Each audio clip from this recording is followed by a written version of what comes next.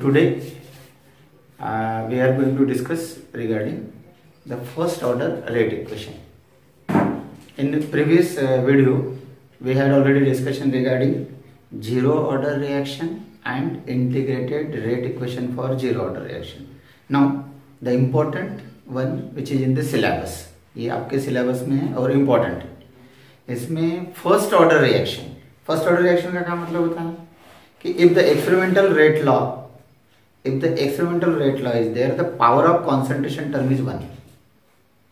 The power of concentration term is 1 in rate law expression. So if we write the rate equation for first order reaction, so there are two different ways. दो type से लिख सकते हैं हम लोग. कैसे देखो, first order reaction, simple reaction is there. So rate can be written as change in the concentration of a reactant with respect to time, that is minus, because the concentration of reactant gradually decreases. So decrease in concentration, this negative sign shows decrease in concentration. There is another way to write the rate of reaction, rate equal to K into concentration of R to the power 1, because that is the first order reaction. So this is second. These two equations are equal because both equations are equation for rate of reaction. So if we equate both the equation, दोनों को अगर equal किए तो ये ऐसे equation आएगा. इस equation में थोड़ा सा रीअरेंज करेंगे, इस R कंसंट्रेशन ऑफ R को यहाँ लेके आ गए और dt को इधर लेके आए. So we get this equation. So now this equation is ready for integration and we are going to see the equation for the integrated equation for the first order rate equation. So we need to integrate this equation. So after integration, this d concentration of R by concentration of R, that is equal to log of R, ln of R. Ln is the log to the base exponential. So ln of R, this value comes to ln of R after integration, minus k into t plus I. I is the integration constant. So we need to calculate the value of R. So we have the reaction from starting to particular limit, particular time.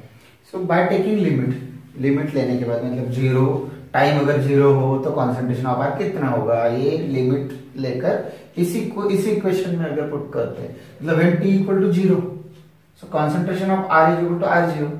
So same thing if we put in this equation become this concentration of R equal to R0 and t equal to 0. So if we put the k into 0 means t equal to 0, so we get the value of I. So I is equal to ln of R0. So same, if we put in the same equation number 4, that equation becomes like this.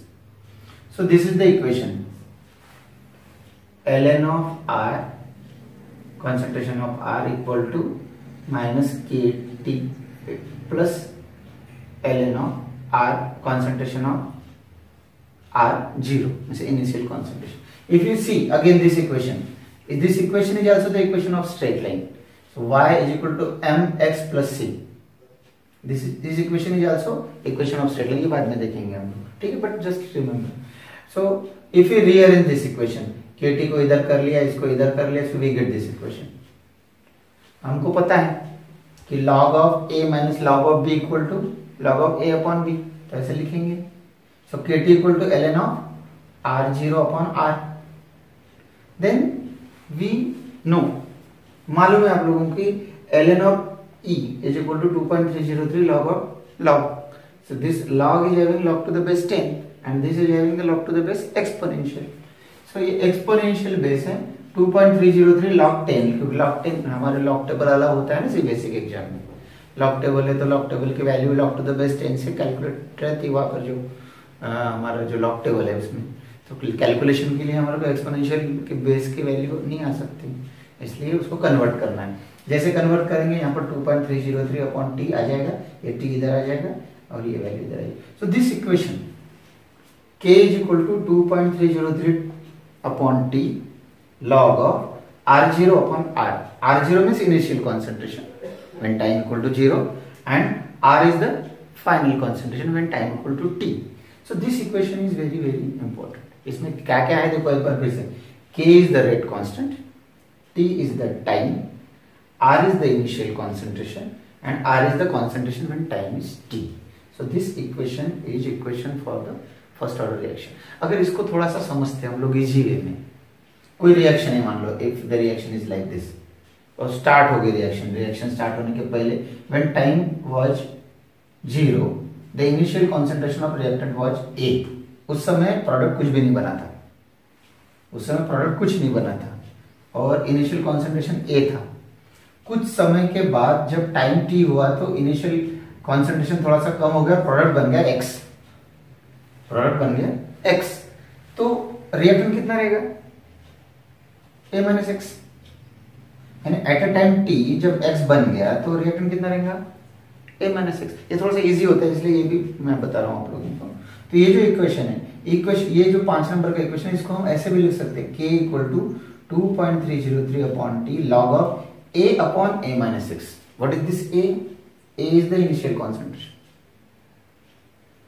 A minus X is the final concentration we can say. या फिर वो concentration जिस समय time T, at the time T that concentration is there. So this A upon A minus X. This equation is very very important and equation.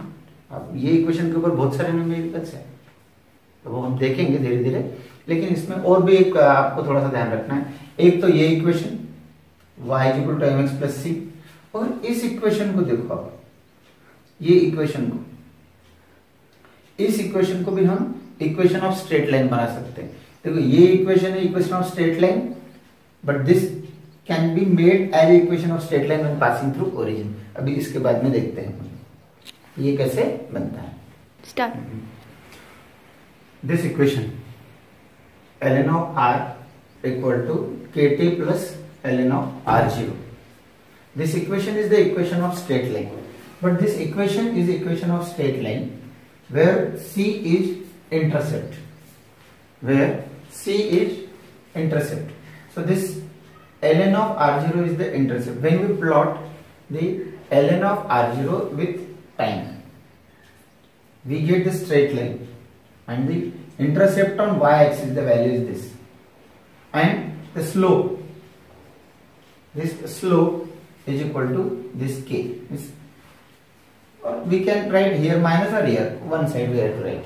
So the slope of this line we get a k from by calculating the value of slope. Slope is the k, and ln of r0 is the intercept on the y-axis.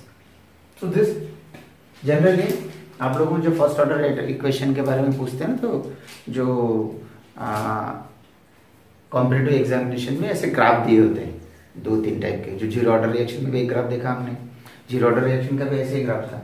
दोनों graph पास पास में तो confuse होते हैं हम लोग. वो भी ध्यान रखना कि ln ऑफ r इधर है वर्सेस टाइम, ये कोऑर्डिनेट को आप लोगों को ध्यान रखना है. Second one, this equation, the equation of integrated rate equation of the first order reaction. इस इक्वेशन को लिखते हैं y is equal to mx. So this equation is also the equation of the straight line, but it passing through the origin. ये अगर y axis पर लेते हैं, ये y axis पर लिया, this t time x axis पर लिया, तो k upon 2.303 is the slope for this line. ये ग्राफ भी एग्जाम में आता है आप लोगों को. So there are different examples, but the example for the first order reaction is decomposition of N2O5 to N2O, hydrogenation of ethene. These are the examples. So now we will take the half-life period. The first order reaction rate equation we know, but if that reaction will occur in such a way like radioactive element. Radio active element में क्या होता है, मैंने पिछले बार आप लोगों को बताया कि रेडियो एक्टिव एलिमेंट्स कुछ समय बाद, एक फिक्स समय होता है उनका, उस फिक्स समय में वो आधे हो जाते हैं, उसको उसका हाफ लाइफ पीरियड बोलते हैं. तो अगर कोई रेडियो एक्टिव, क्योंकि मैक्सिमम रेडियो एक्टिव एलिमेंट के जो रिएक्शंस है, disintegration of radio active element, maximum reactions जो है वो फर्स्ट ऑर्डर रिएक्शन है. तो फर्स्ट ऑर्डर रिएक्शन में हाफ लाइफ पीरियड को कैसे कैलकुलेट करें? हाफ लाइफ पीरियड मतलब वही, if the t is t half, then the concentration of r is equal to R0/2 means initial concentration के आधा। तो देखेंगे हम, ये इक्वेशन है हमारे पास। तो क्या अगर T इक्वल टू टी है तो concentration of R equal to R0/2। इसको हम यहाँ इसी इक्वेशन में पुटअप करेंगे, R की जगह R0/2 लिखेंगे तो क्या होगा, इक्वेशन बन जाएगा K equal to 2.303 upon T की जगह T हाफ लिखना पड़ेगा। यहाँ पर लॉग ऑफ R0 का जैसा का वैसा R0/2, तो R0 कैंसिल हो जाएगा, ये ऊपर आ जाएगा तो log 2 सिंगल यूनिट है, एक ही डिजिट है तो उसका कैरेक्टरिस्टिक 0 हो गया। और आप इसको देखेंगे तो ये 301 आता है। इनकी वैल्यू अगर कैलकुलेट करेंगे तो ये वैल्यू कैलकुलेशन में इतनी है, टी हाफ इक्वल टू 0.693।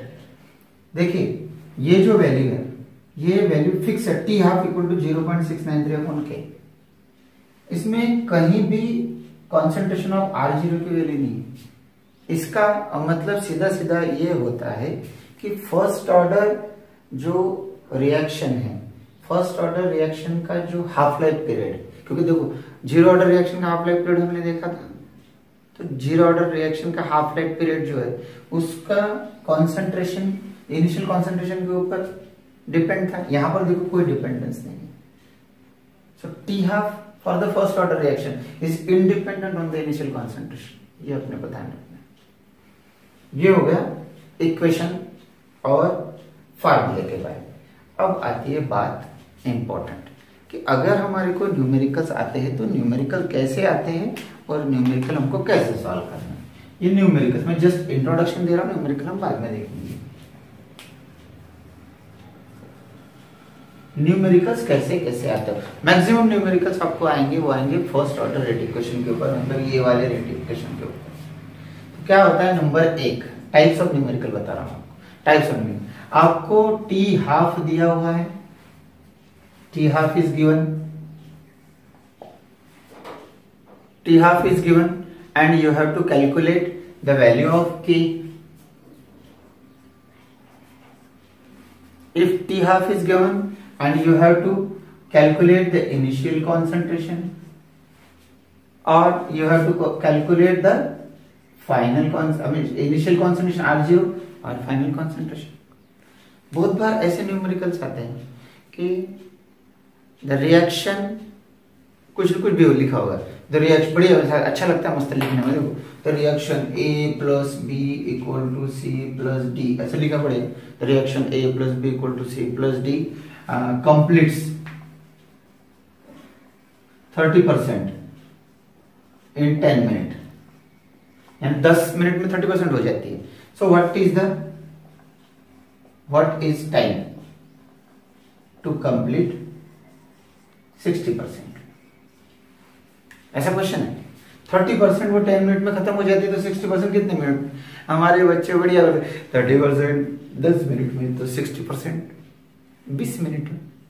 ऐसा होता नहीं है। जैसा अभी वो न्यूमेरिकल में हम देख रहे थे कि reaction completes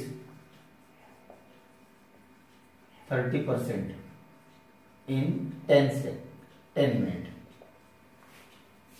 So how much time it will take to complete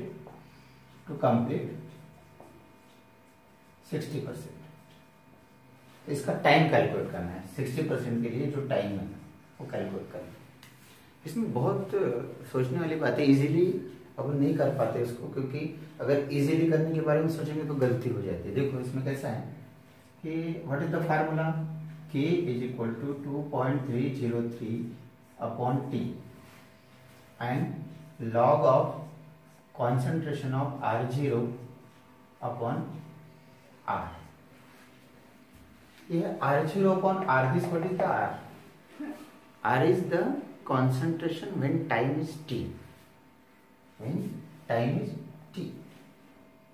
इसीलिए मैंने वो वाला लिखा है, अब दूसरा वाला फार्मूला लिख के दिया। पहले आपको बताता हूँ जनरली क्या होता है, बच्चे जनरली क्या करते हैं, आप लोग जनरली क्या करते हो, कहाँ गलतियाँ होती है हमारे से। जैसा हमारा क्या करना पड़ेगा, 30% और 10% से हमें K की वैल्यू कैलकुलेट करना है। तो K इक्वल टू क्या करेंगे हम, K इक्वल टू 2.303, पहला वाला डाटा लेंगे 10 मिनट्स लॉग ऑफ R0, जब परसेंटेज की बात है तो 100%, यहाँ लिखेंगे 100%, और RT कितना है 30%। ऐसा करेंगे, ऐसा ही करते हैं और कैलकुलेट करके के की जो वैल्यू है वो वैल्यू आ जाती है। फिर इसी वैल्यू को पुटअप करते हैं इसी इक्वेशन में, मतलब t इक्वल टू 2.303 अपॉन के, ये के की वैल्यू यहाँ आ जाती और log ऑफ r0, मतलब यहाँ पर 100 रहेगा और नेक्स्ट इसमें यहाँ 60 रहेगा। जो भी आंसर आ जाएगी उसको लिखते हैं, लेकिन कंप्लीटली रॉन्ग हो गया, पूरा गलत हो गया है। देखो यहाँ पर 10 मिनट लग रहे 30% के लिए, तो 60% के लिए कितने मिनट लगेंगे? 60% कंप्लीट होने के लिए, 60% कंप्लीट होने के लिए हमारा क्या है, what is this R? R means what? The concentration of reactant at that time. 60% complete हुआ तो कितना बचा? 40% बचा, तो यहाँ 40 चाहिए। यहाँ पहले वाले में 30% कंप्लीट हुआ तो रिएक्टेंट कितना बचा? यहाँ 70 चाहिए। ये गलती होती है हमारे से। हम क्या देखते हैं, क्या सोचते हैं? 30% रिएक्शन कंप्लीट हुई ना, 70% बचा ना, इसीलिए मैंने वो वाला फार्मूला लिख के दिया है आपको। वो जो फार्मूला है वो ज्यादा काम आता है, K equal to 2.303 upon T log of a upon a minus x. बहुत इजी है, इसमें हम लिख सकते हैं ए मतलब अगर ए 100 है, एक्स कितना कंप्लीट हुआ? 30% कंप्लीट हुआ, मतलब 100 माइनस 30। यहाँ गलत नहीं होते हैं। ये फार्मूला अगर आप यूज करते हो ना, कभी गलत नहीं होता, इसको ध्यान रखना। न्यूमेरिकल सॉल्व करते समय इसको आपको ध्यान रखना। ये होगा एक टाइप। दूसरा टाइप, बहुत सारे ऐसे न्यूमेरिकल मिलेंगे। And from archaeological source the wood can be obtained having this much of the carbon content, ऐसा ऐसा, तो उसकी एज कितनी होगी वगैरह वगैरह। उसमें हमारे को टी हाफ की आवश्यकता है उसमें, क्योंकि आर्कियोलॉजिकल सोर्स से कुछ मिलेगा तो रेडियो एक्टिव होगा, तो रेडियो एक्टिव डिसइंटीग्रेशन होगा, तो टी हाफ की वैल्यू की आवश्यकता पड़ेगी। तो क्या करेंगे उसमें, टी हाफ जो है वो टी हाफ की आवश्यकता पड़ेगी। और लिखा ही रहता है पहले से कि the reaction takes place in the first order chemical kinetics, तो ऐसा ऐसा, तो ऐसा ऐसा। या फिर कभी कभी क्या होता है, तो सेम बात बता, कभी कभी क्या होता है, ए रिएक्शन कंप्लीट 50%, रिएक्शन कंप्लीट 50% इन जो भी टाइम दिया है, इतने मिनट, ऐसा मान लो रिएक्शन कंप्लीट 50% इन 109 मिनट, ऐसा दिया है।